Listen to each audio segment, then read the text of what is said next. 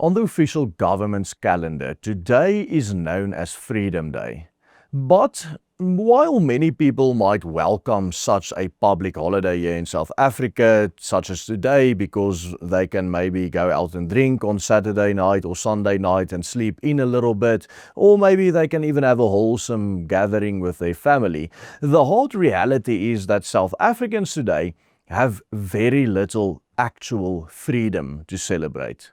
Because when we see our true liberties being eroded one by a government that cares about nothing but looting a productive tax base, celebrating our so-called freedom on a day like today would really amount to being complicit in what can actually be described as a tyranny. Today marks 32 years since that historic election of 1994, which brought the ANC regime, which brought the ANC to power in South Africa. In December of that same year, the 27th of April was formally declared a public holiday in South Africa, and it has been officially known as our Freedom Day ever since. The idea, of course, is to commemorate South Africa's transition towards democracy from what is seen historically as the tyranny which preceded it. This is the official narrative of the government, at least. With the ANC ruling with either an outright or relative majority for well over the past 3 decades now, the question every citizen of this country ought to ask themselves on this so-called Freedom Day is whether we really do have any freedom to celebrate. Let's take a look at the state of freedom in South Africa and how the ANC has done with regards to our freedoms over the past 30-odd years. When speaking of the concept of freedom, it must be kept in mind that there is no clear-cut, universally accepted notion of what exactly the term means. The prevailing modern and postmodern notion of freedom in contemporary society have been largely informed by an 18th century liberal Enlightenment-inspired conceptualization of this word. One of the fathers of the Enlightenment of liberalism, the Genevan philosopher Jean-Jacques Rousseau, famously defined liberty as that preference each man gives to himself in accordance with his natural state.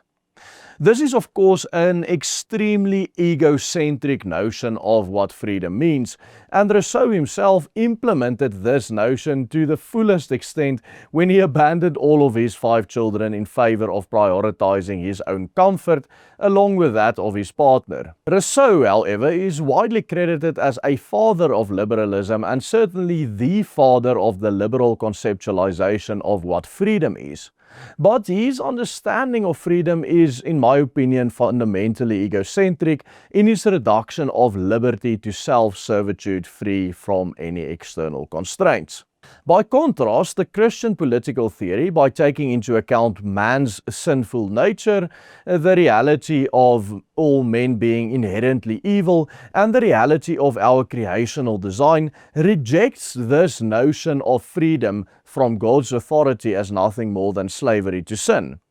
As such, it views freedom in a more positive sense as the liberty to flourish in accordance with one's God-given state and design. It is the freedom to enjoy the legitimate fruits of one's labor and be rewarded for acting wisely, responsibly, wholesomely, and in accordance with God's plan. When the ANC speaks of freedom, however, it has neither of these theories in mind, not the Christian or the liberal theory of what freedom means. For the ANC and all of their supporters, freedom entails the liberty to be free from the perpetual oppressor, namely the white man, and more specifically, of course, the Afrikaner.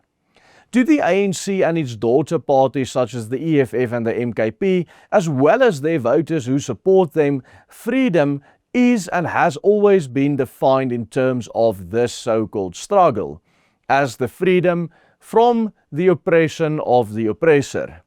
This is the distorted notion of freedom adhered to by well over 60% of this country's electorate who support parties such as the EFF and MK and ANC.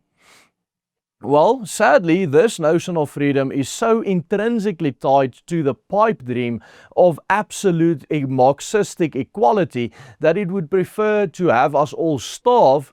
to death together rather than all of us just having enough to eat, if it means some have more food than others.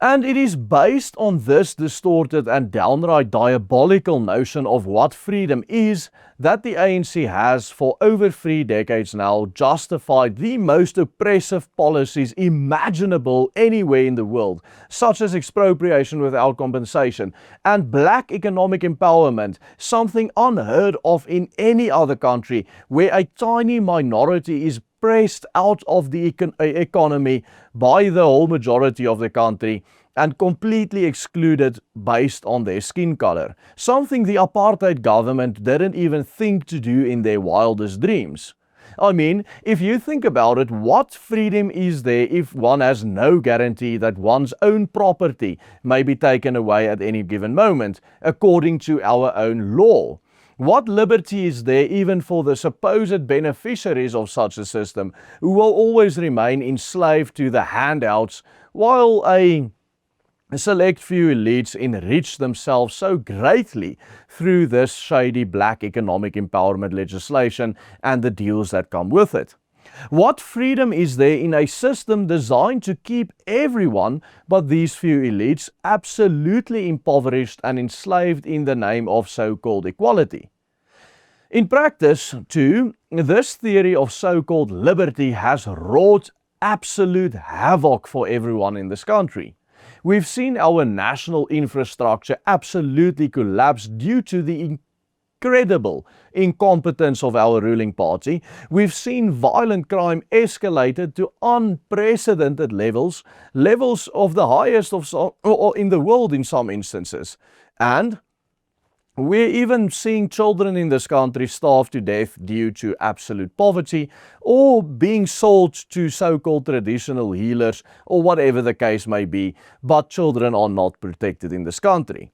But the sad reality really is that in the midst of all this chaos created by this notion of what we call freedom in South Africa,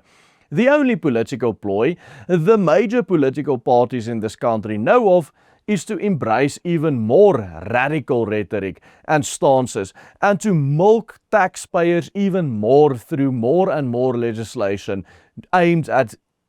squeezing the last few drops of blood out of the productive class in this country.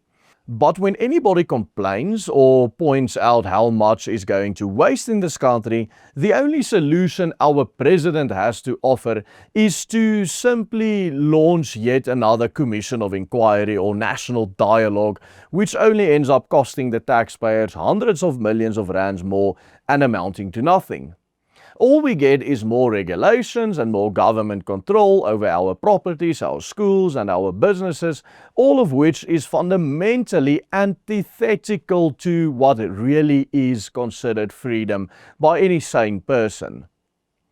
After 32 years of failures, it is high time for all the people of South Africa, no matter their skin color or race or whatever, to finally put this absolute failed rainbow freedom behind them and embrace a better way of living in freedom. It is time to look to alternative political models which will allow the nations of this country to truly prosper, each in accordance with their divine design and purpose on the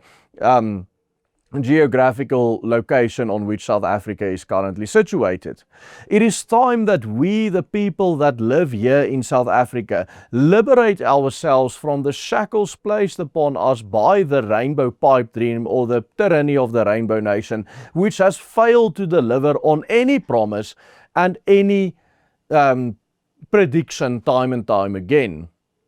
It is time for the government to stand back and listen to people who have innovative ideas to inaugurate such a new dispensation. It is time to rediscover the God-given values and principles revealed in the foundational text of our civilization, the Bible, which has for far too long been placed on the sidelines of any sort of public discourse or politics in this country.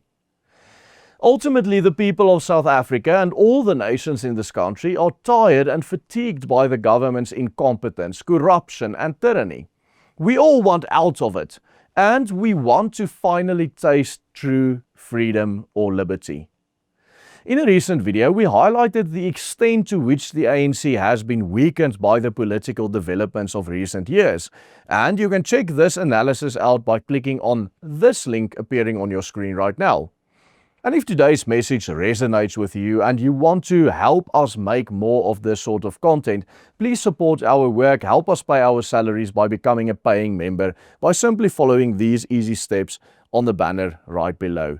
Thank you, goodbye, and God bless.